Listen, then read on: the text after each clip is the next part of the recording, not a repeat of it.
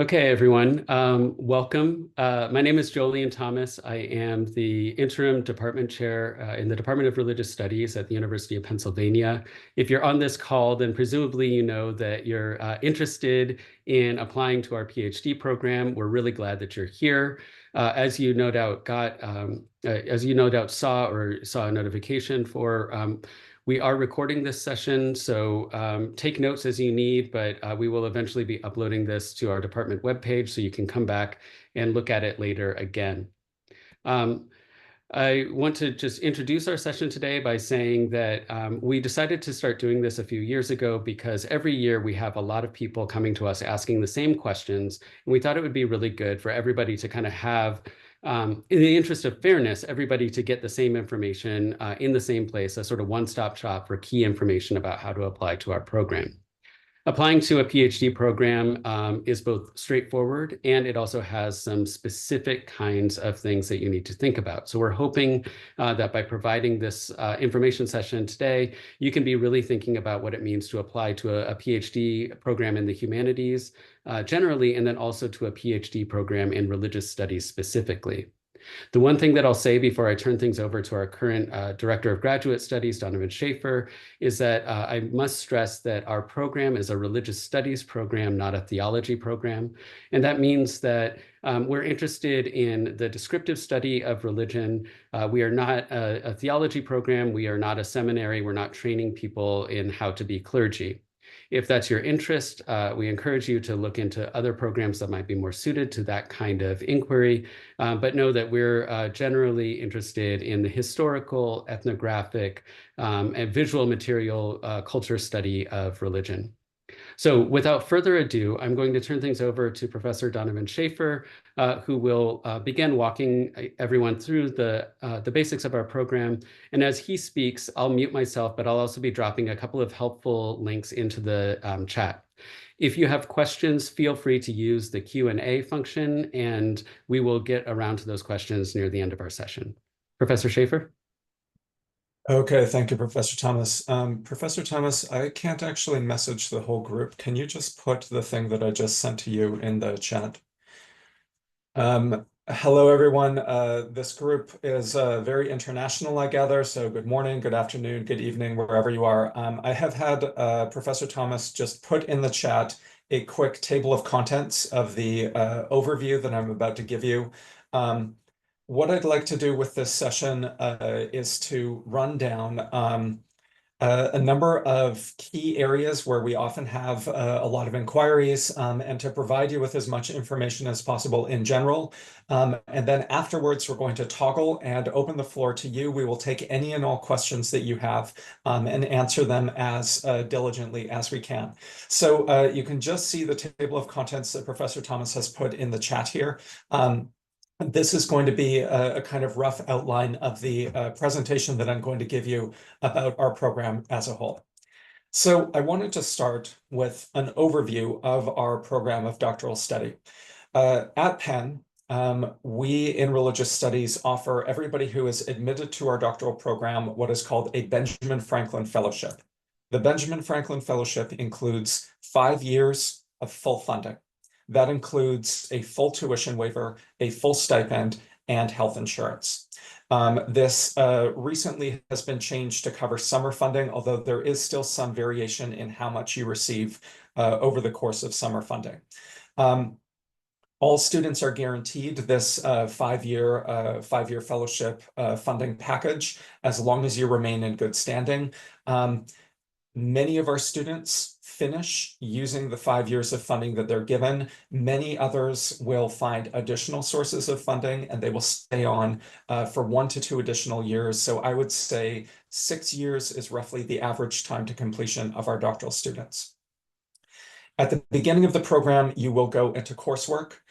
You might be familiar with some other international programs in the United Kingdom, for instance, where there is not doctoral level coursework, where you go immediately into research. We have a healthy taught component of the doctoral program that we offer.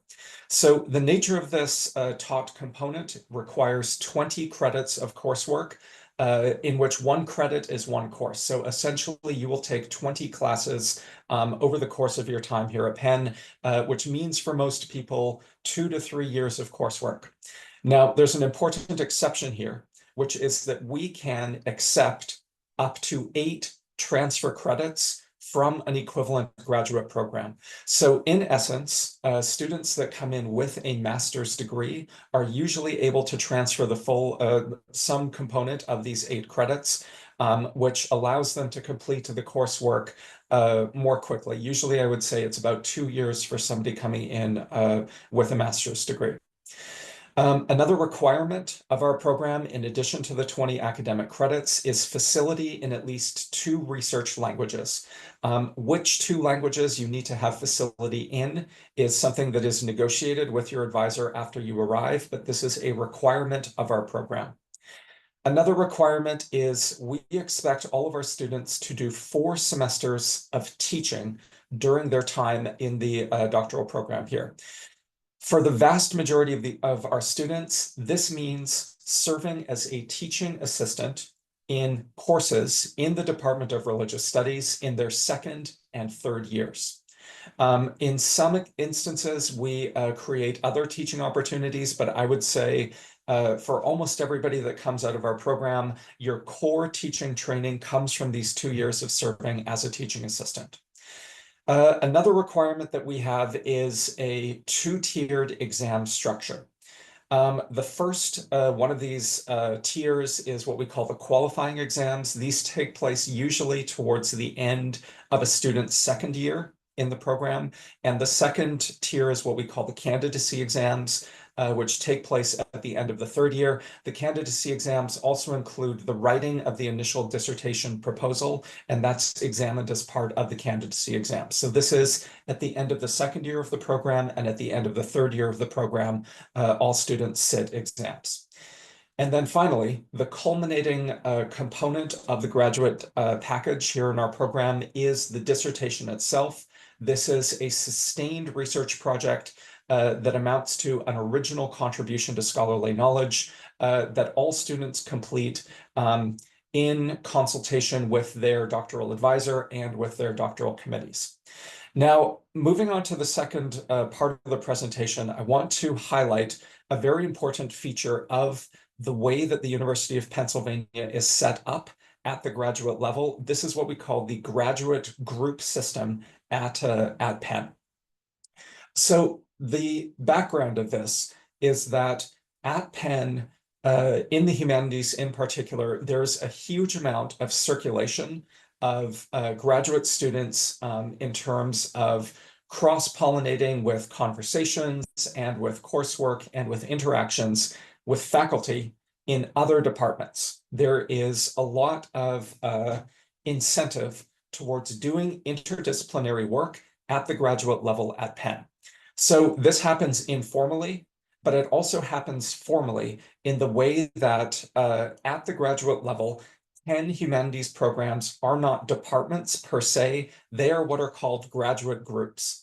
So if you have spent any time with the website of the Religious Studies Department here at Penn, you can see the Religious Studies Department, you can see the faculty associated with the department, and there's another link on the website that takes you to a list of the Religious Studies graduate group.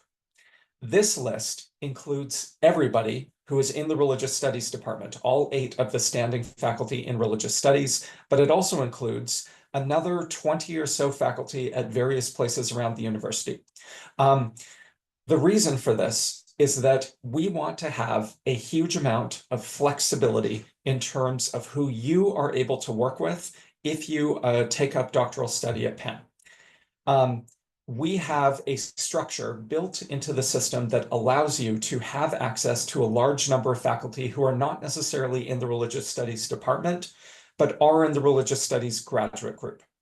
This is not an exhaustive list. You can work with other faculty members who are not in the graduate group, but it's important to understand that this is part of how Penn encourages and entices people to do interdisciplinary work is by using this graduate group model that supersedes the structure of a conventional department.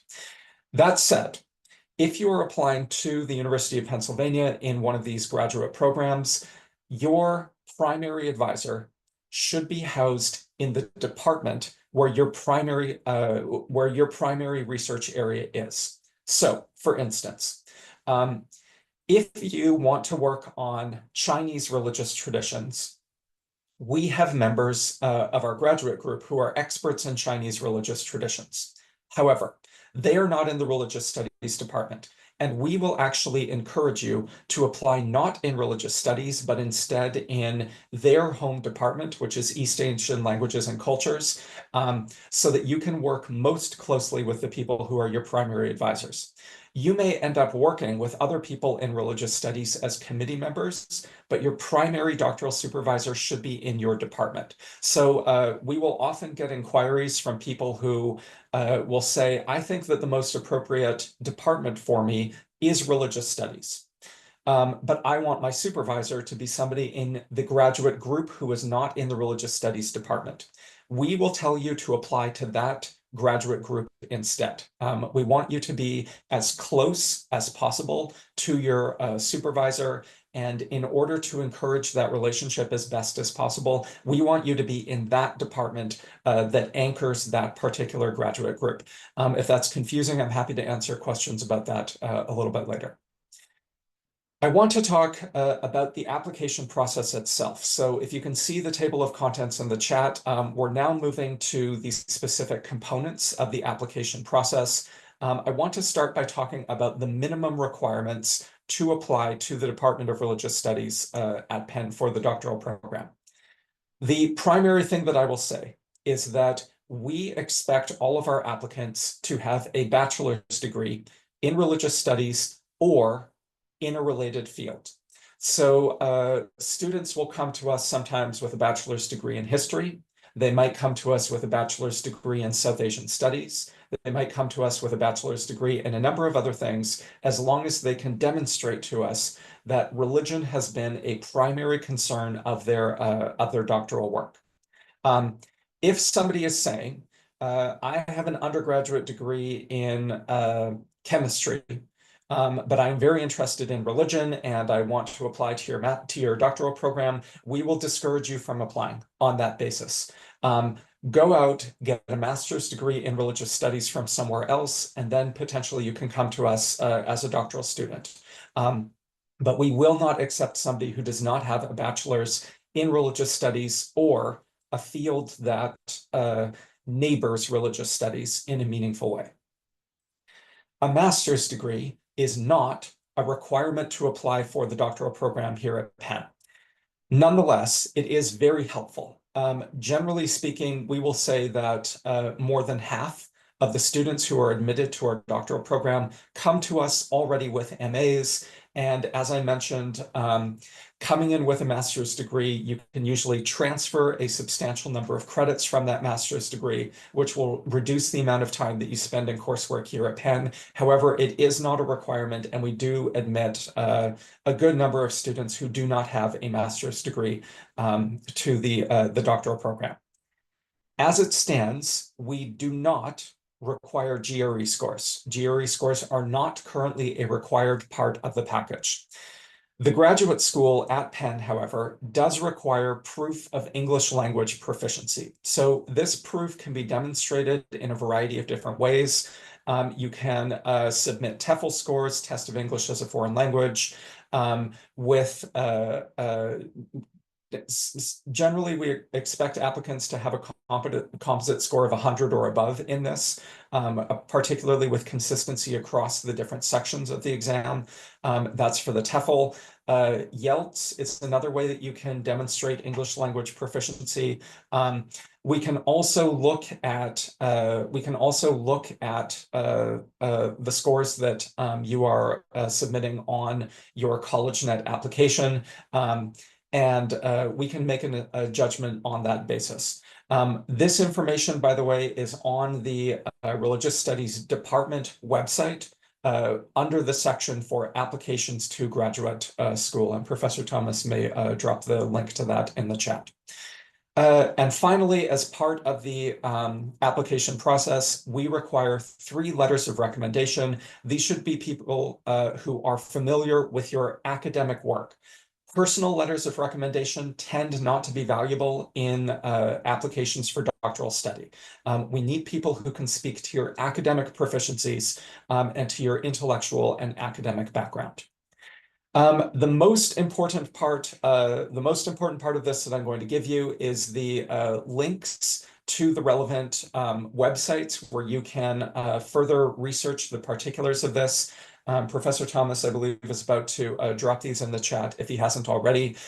Your starting point for this can be the Religious Studies Graduate Group website under our tab for graduate students, under our tab for applications. We have a huge amount of information there that should give you a general orientation to the application process. The application form itself, I believe, is going to go live in 2 days. I believe it goes live on October 2nd. Does that sound right to you, Professor Thomas? In a couple of days, the application form will open, and I believe Professor Thomas has just dropped a link to that in the chat. And if you need even more information, you can go directly to the Graduate Division website, where they have their own file of information that they make available to all prospective applicants. I want to mention as well that there's an application fee for applying to this. This is not something that is processed by the Department of Religious Studies. This is something that is handled entirely by the Graduate Division itself. There are certain circumstances under which the application fee can be waived, but I need to emphasize that we in religious studies don't handle that process. If you are interested in this, there is a dedicated email address that you can reach out to. I'll put that down here.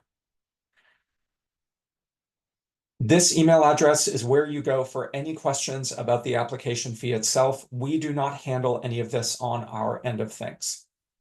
Okay, so that is the backdrop to the application. That is the sort of minimum expectations, the minimum requirements that will set you up, that will prepare you to apply to the doctoral program. I wanted to talk in a little bit more detail about the components of the application itself. So we're moving down our table of contents here in terms of the different elements of the application. The application itself, the first thing that you are going to be filling out as part of the application is the application form. Now, a lot of this is standard. It's going to ask you for various generic information that you would provide on any application form. I wanted to highlight something that is distinctive to the way we do things here in the Religious Studies Graduate Group, which is about the selection of research areas. So on the application form, the online application form that you will fill out as part of your application, you will be asked to select research areas corresponding to the research areas that are inside our department. So this will be after you have selected the Religious Studies Graduate Group as what you are interested in applying to. And then there will be a menu which will allow you to select the specific research areas that we specialize in within our department. We have a number of these. The way that we understand the research areas is a little bit unconventional. We see these not as rigid tracks that require you to take particular courses or to work with particular people. We see them instead as general umbrellas under which your research interests will fall. So we have things like ancient Mediterranean religions, Asian religions, childhood, gender, and sexuality studies, intellectual history, Islam, material and visual culture, modernity, science, and secularism. These are all research areas that we have in our department. We encourage you to select 2 or even 3 of these, but please put your primary research area first. If you primarily see yourself as somebody who is coming in to study Islam, please list that as your primary research area, and then any other research areas as secondary to that. This will give us a very good sense of a very good initial sense of how to evaluate your proposal. Another component of the application package that you will submit that I want to mention a few key details about is the personal statement. So if you are applying to a number of different graduate programs, this will sometimes get called a statement of interest. It will sometimes get called a statement of intent. In all of these instances, this is a kind of blueprint that you are offering to give us a sense of who you are as a scholar, what you have done, what you're interested in, and what you plan to do.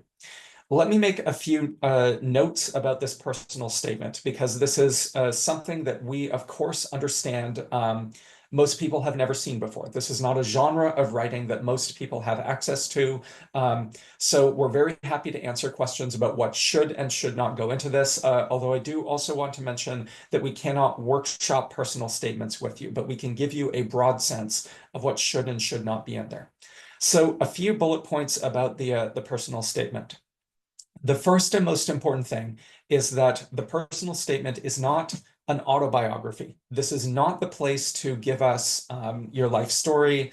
We're sure your life stories are very interesting and potentially even relevant to the work that you're doing, but we don't want to see a large amount of text dwelling on the details of your own life narrative.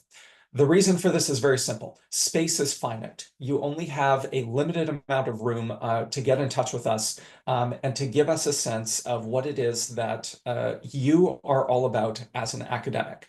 So when you're writing the personal statement, don't think of it as, it may be called a personal statement, but it's not something where you want to give us maximum 1 or 2 sentences about your own personal background, and even then only if it's relevant.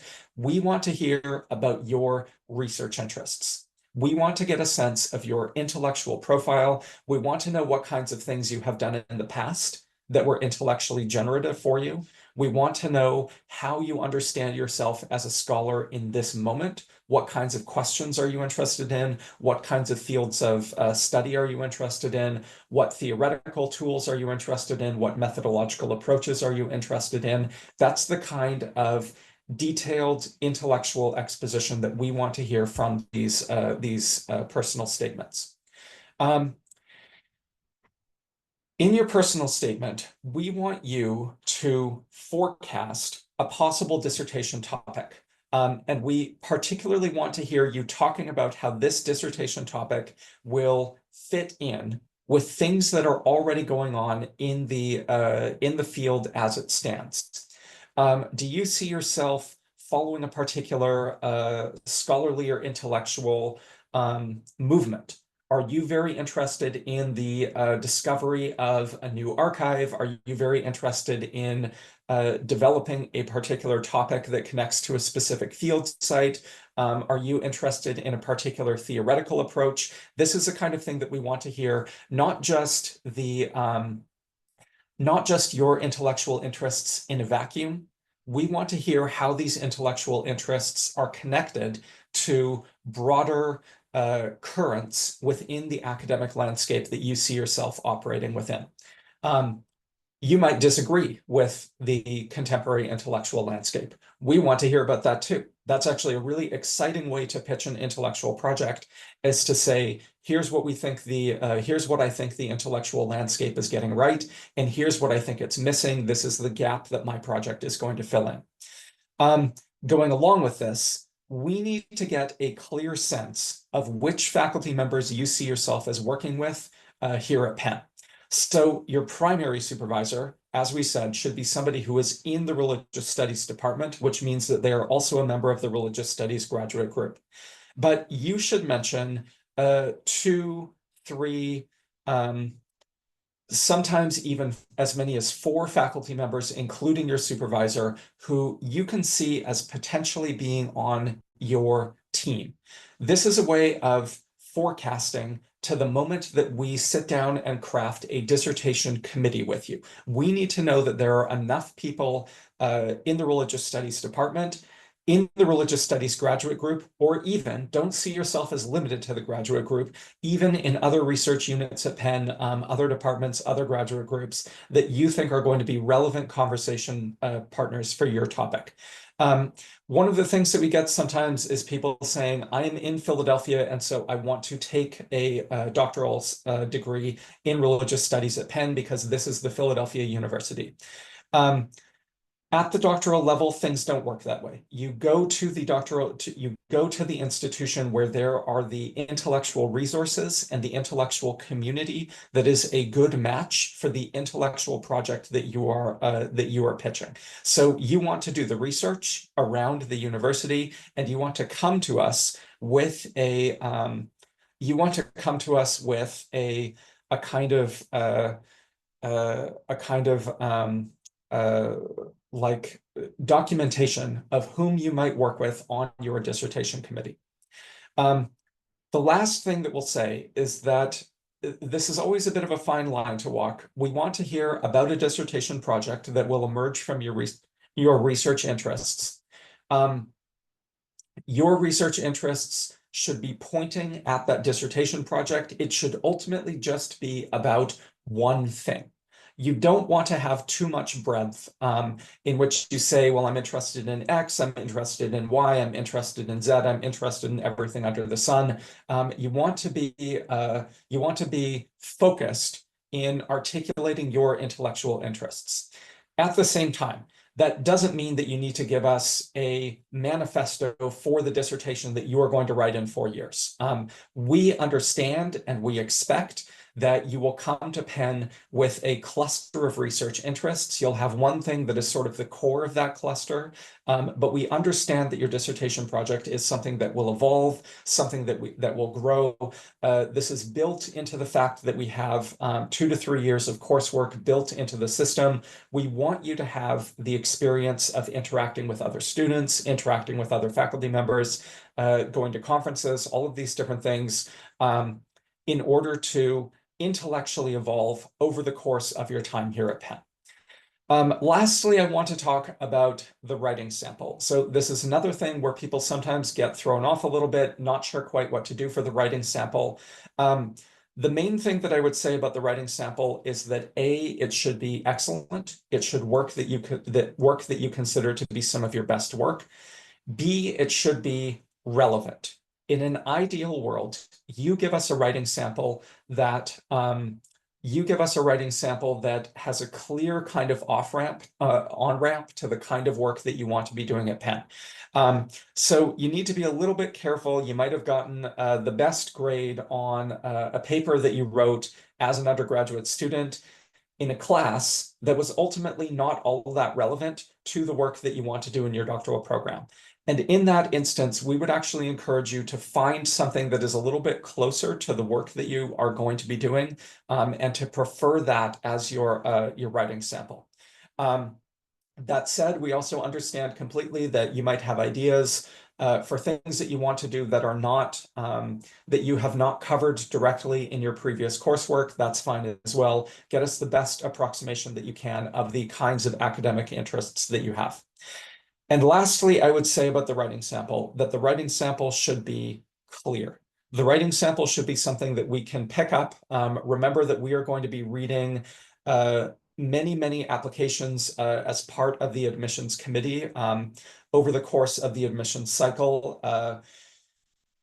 When you are submitting a writing sample, you want it to be something that we can pick up as members of the committee and immediately sort of track what it is. So I want you to be careful about, for instance, if you have done some kind of senior thesis project, or if you have done a master's level dissertation or thesis project, I want to be careful about you giving us pages 55 to 73 and pages 84 to 90 from that document.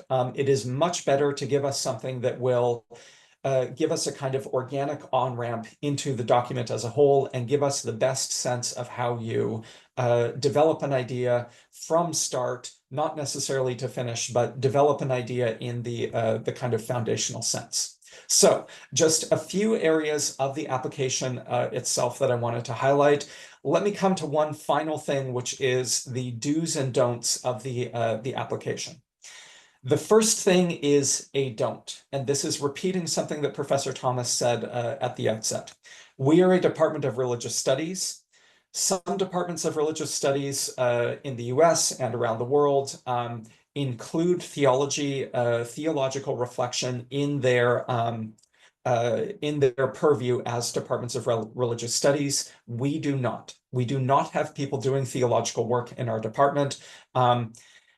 Any project that is coming from a sort of confessional place is probably something that we are going to feel like we just can't serve you. We just cannot meaningfully shepherd, we cannot meaningfully supervise a project that is primarily theological in its orientation.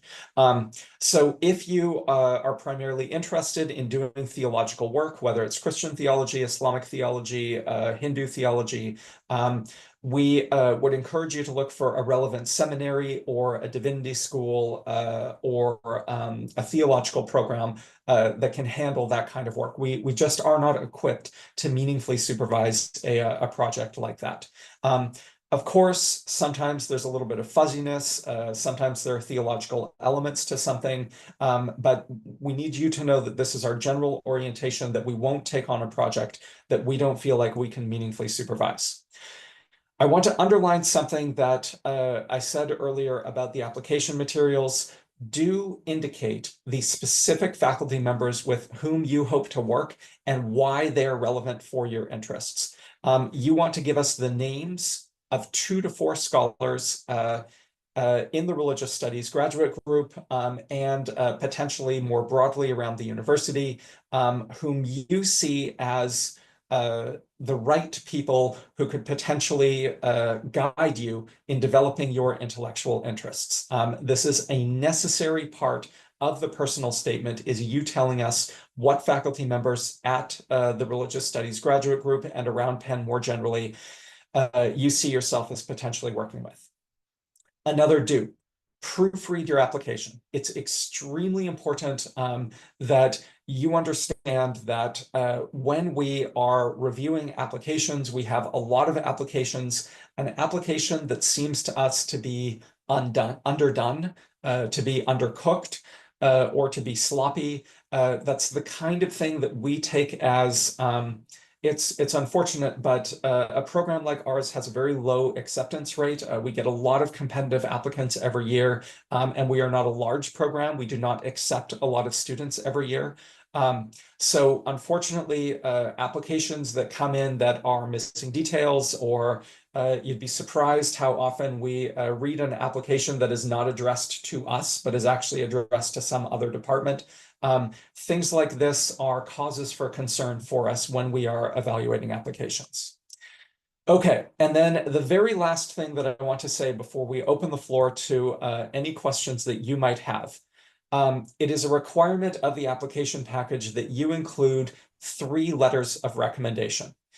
It's very important that you think about the dynamics of managing the people who are going to write letters on your behalf. The main thing that I want to telegraph about this is that you need to make sure that the people who are going to write letters of recommendation on your behalf know well in advance when they are going to be expected to have this letter in for you. This is not the kind of thing where, you know, the day before the application, you can say, okay, the deadline is tomorrow, time for me to start doing this. You need to remember that part of your application is going to be telling other people to do work for you, and their letters need to come in on time as well. So make sure that your letter writers have been notified well in advance that you are going to be tapping them to write on your behalf. Just as a matter of good practice, I recommend when you initially approach your letter writers that you ask them if they are able to write you a strong letter. This is always a good way of taking their temperature, making sure that somebody you see as in your corner really is in your corner. And if they seem a bit hesitant, it may be worth looking for somebody else who can write you a letter of recommendation.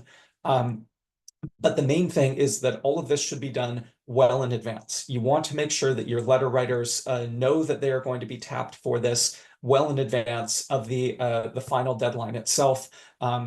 And ideally, you go in and start the application. You can, am I right about this, Professor Thomas? You can start the application, list your letter writer recommenders on the application, and then if you need to, go back and finish it up later. But the earlier you get your letter writers prompted to send their letters in for your application, the better. Do not leave this to the last minute. Okay, so that is a broad overview to the program and to the application process generally. I want to take any and all questions that you might have. Before I do, Professor Thomas, is there anything that I left out, anything that you'd like to add? Thanks so much, Professor Schaefer, and that was a nice comprehensive overview of the main things. One thing that I was thinking about as you spoke that comes up every year is that many students who apply to our program may already be applying to do a research project that involves work in substantive work in foreign languages. So for somebody who's applying to work with me, they would need to be able to show that they have a level of fluency in Japanese, for example, if they want to work on Japanese religions. The personal statement and the writing sample are places where you can show, not just tell people that you have that sort of fluency. So citing research that has been written in Japanese in one case, or relevant scholarship, or engaging with relevant primary sources that are written in Arabic or Persian or whatever. This is something that will signal to all of us that you have the chops and that you're ready to hit the ground running when you start the program. And in general, I would say that that principle of show, don't tell is a good one to take to the personal statement and to the writing sample. How does it show that you already know what kind of conversations are going on in the field of religious studies? How does it show that you've read at least some of the articles or books published by people in our department and our graduate group? If you can think about how you show that, then you actually relieve yourself of a burden of telling us how awesome you are. And instead, you think about yourself as being somebody who is already in conversation with other scholars in the field. And by the way, we're really excited to hear about how awesome you are. But again, this is something that is done gracefully through a sort of show, don't tell kind of principle. Other than that, I would just say, please do, in a moment, I'm going to post them again, but please do check on our website. There is so much information on our website that answers many of the questions. Between this session and what's on the website, you should have a really good roadmap for how to do an application. If you have additional questions after this session that weren't answered, it is okay, of course, to contact professors, starting with Professor Schaefer, because he's currently the Director of Graduate Studies. But hold in mind that if your question is something that's already answered on the website, he might just ignore your email because it's already right there. You're signaling to us, when you reach out to us, you're signaling to us that you are already capable of doing research. If there's something that you have a question about that is not answered on the website, we're happy to answer it, but please do check that first, because it's already telling us whether you're ready to go through and kind of figure out how a structure and a system works. All right, so those are just a couple of additional things that came to my mind. So the Q&A is open. Please feel free to type in any questions that you have. And there is no such thing as a dumb question. We're very open to all kinds of things. We're assuming that This you is the haven't place to ask. applied. Yeah, we're assuming you haven't applied to a PhD program before. So this is a place to ask, and a lot of the things that we say will also be applicable to other programs as well. Professor Thomas, just so you know, I can't see the chat. So if anybody has a question, you'll need to type that out for me or copy and paste. Okay, I will do that. And let me just double check.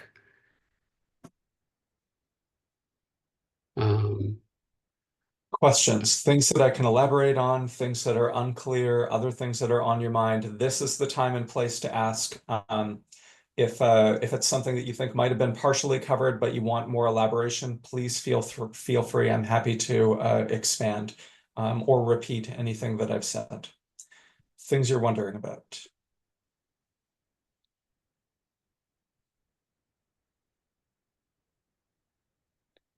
Okay, our first question is I there a can see specialty it. in church history and sociology of religion? Do you want to take that, Professor Schaefer? Sure, yeah. So this is a question from Isaac. So Isaac, I would say yes, then no. We definitely have expertise in church history. One of our colleagues, Professor Anthea Butler, is the former president of the American Society of Church History. And we have a number of colleagues and graduate students who work with church history.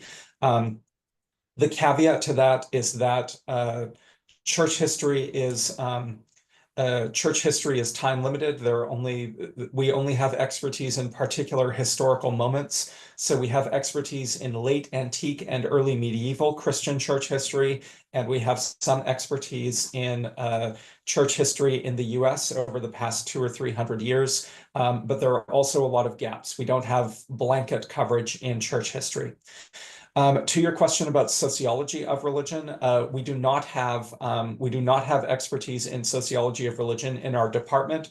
There is a sociologist of religion in the sociology department at Penn. Her name is Melissa Wild. If sociology of religion is your primary methodology, I think we would encourage you to apply to the sociology department to work with Professor Wild and to potentially collaborate with people in religious studies as part of this. Okay, the next question is from Hafsa. The question is, I want to know if there is a word limit for writing samples. I do not actually know the answer to this. Is it 1,000 words, Professor Thomas? There's not, I don't think there's a set thing, although the application that we've just switched to a new application system. And because we've switched to a new application system, I'm not quite certain about that. However, I would say 1,000 words is about the sweet spot for this. That's, a couple, you were talking about maybe, depending on how you do your pagination, your word spacing, stuff like that, we're talking like 3 or 4 pages. Enough so you have time to provide us with a good sense of what your research questions are and your sort of general approach. But if you get much longer than that, then you're probably repeating yourself and it's probably getting a little overburdened. So, oh, sorry, and I was thinking about the personal statement for writing samples. Oh, shoot. Yes, sorry. Yeah, sorry. So the personal statement is about 1,000 words. For writing samples, please forgive me. Writing samples, we say in the past we've said about 20 pages. Honestly, people are going to get really tired if we're having to read more than 20 pages. We're interested in what you have to do, but hold in mind, there's only one of you, and there are dozens or for you, from your perspective, you're writing your one application, but from our perspective, we're reading dozens. And so when we're getting to that stage, a short, really persuasive writing sample is much better than a long, excessively wordy writing sample. So just to reiterate, because I was unclear in my answer, the personal statement, 800 to 1,000 words is about the ideal. The writing sample, definitely no more than 20 pages. It's okay to, use some ellipses. And if it's coming out of a larger project like a master's thesis, include a cover sheet that tells us exactly, that gives us some context. Like, where is this in the master's thesis? Provide maybe just like a little bit from the introduction if it's a chapter so that we know what questions you're asking. Great. So the next question is asked anonymously. Please feel free to ask any questions anonymously if that's your preference.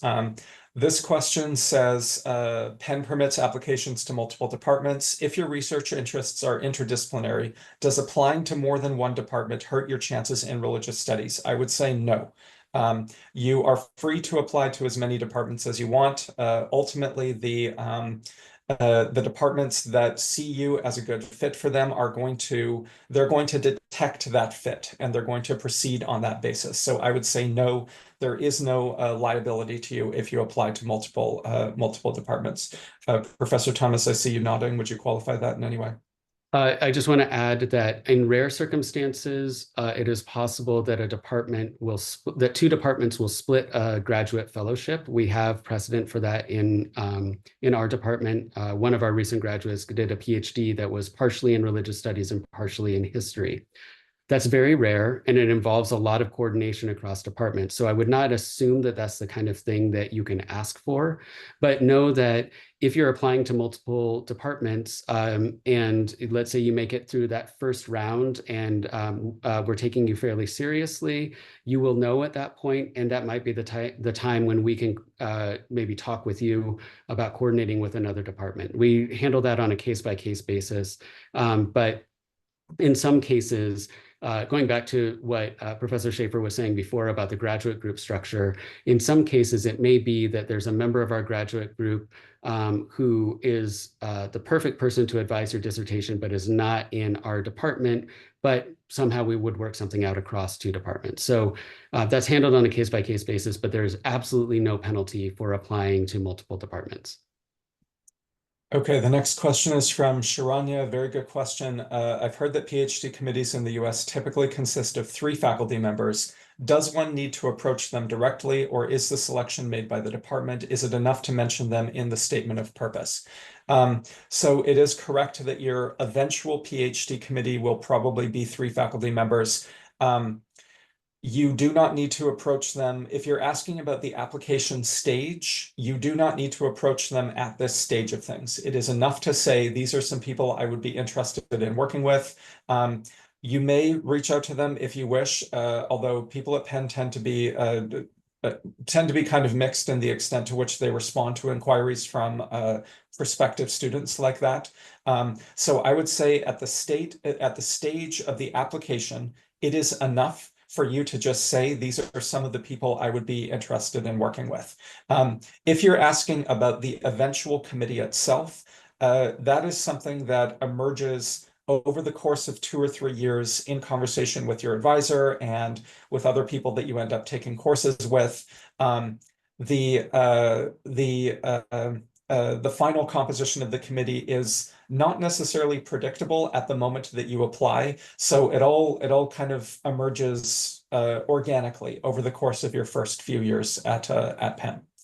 A question from Isaac: could I use a letter of English proficiency from my university for my application? I would say no. I believe the answer to that is no, that we need something from one of these internationally standardized organizations. Professor Thomas, can I ask you to sound off on this? Yeah, there is one exception to that. Sometimes if you've gotten if you are currently enrolled in, or if you have gotten a degree from a university where English is the primary language of instruction, then the English language proficiency requirement may be waived.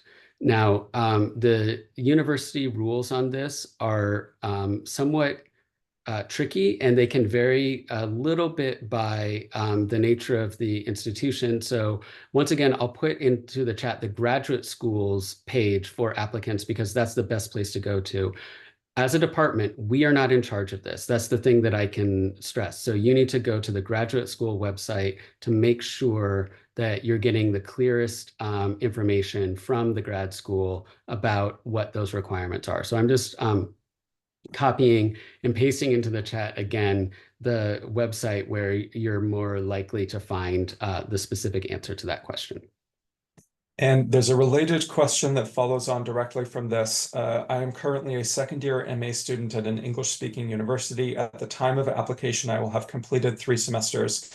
Does this qualify me for an English proficiency test waiver? I would say go to the same website. These are things where we can give you kind of tentative answers, but we don't actually make the decisions about eligibility related to language requirements. That is done by the graduate school. We make final decisions based on things like statements and letters of recommendation. So Professor Thomas has put that link in the chat, and I'm going to direct questions. These are very good questions. The answer may well be yes to both of these, that these may qualify you for waivers. Please work that out with the graduate program itself. There's another question here from Jabir. The question is, is a bachelor's or master's in religious studies mandatory for this application? The answer is no.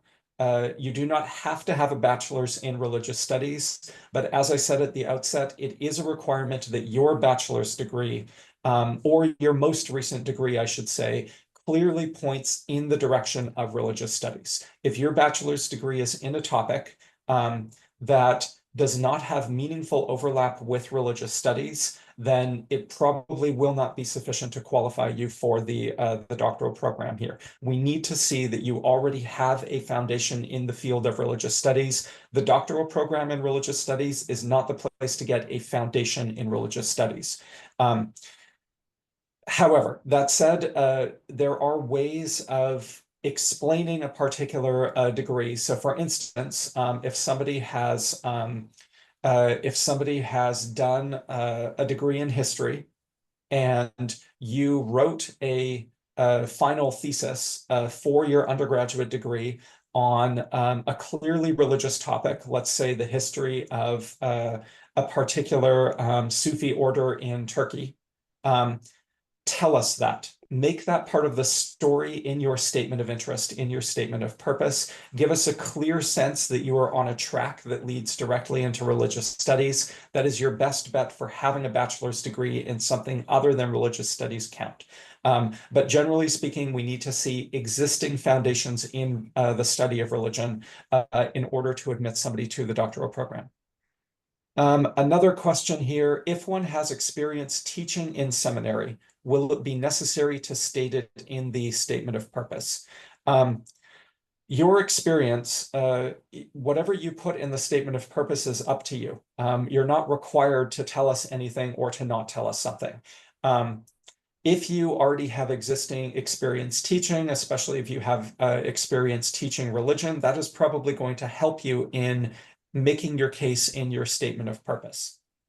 On the other hand, if you are teaching in a seminary in particular, you will definitely want to signal to us that what you want to do is religious studies and is properly pursued through this department. Because we are not a seminary, because we don't do theological studies, make sure there's no ambiguity in your statement in terms of whether or not you are a good fit for this particular department. Lots of good questions. Yeah, please. Yeah, and just because different academic institutions have different cultures about this, and the line between religious studies and theology can be blurry, and how people, sort of define those criteria. Let me just put it this way. If you're proposing a project where you are saying that you want to either make people be religious or make more religious people, if there's some sort of aspect that involves proselytizing or something like that, it's not going to be a good fit for our program. By the same token, a personal statement that includes confessional statements like, I have a personal relationship with Jesus and therefore I want to study X, is not going to be a good fit for the genre. As Professor Schaefer said before, this is a genre that a lot of people don't get to see a whole lot. And so we're trying to provide you with some guidance here about the kinds of things that do and don't belong here. Our job is I should clarify, different faculty in our department have different sorts of religious commitments. We're not hostile to, to people being religious by any stretch of the imagination. That would be weird. But we are really interested in making sure that people are foregrounding the analytical and descriptive aspect of studying religion as a social phenomenon, as a philosophy, and that sort of thing. Okay, I just rambled for long enough for another question to come in.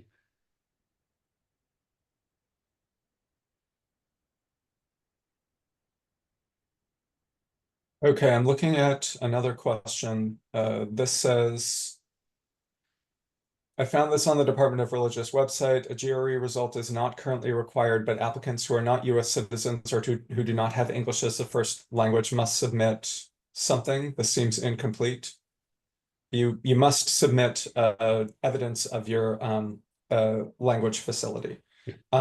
Yes, I think it is very possible in your case, you say, I have my post-secondary school in English. It is very possible that you have a waiver for the language requirement.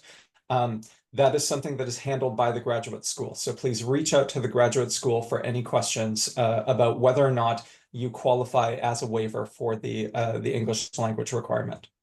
And can I just hop Yeah, in here please. and say, yes, you copied that from our website, but the same website also says clearly all of these things must be run through the graduate school. So please just double check, triple check. We cannot emphasize this enough. What we're putting on the website there is basically just like saying these are general principles, but you need to double check for your specific application. Okay, a question from Isaac.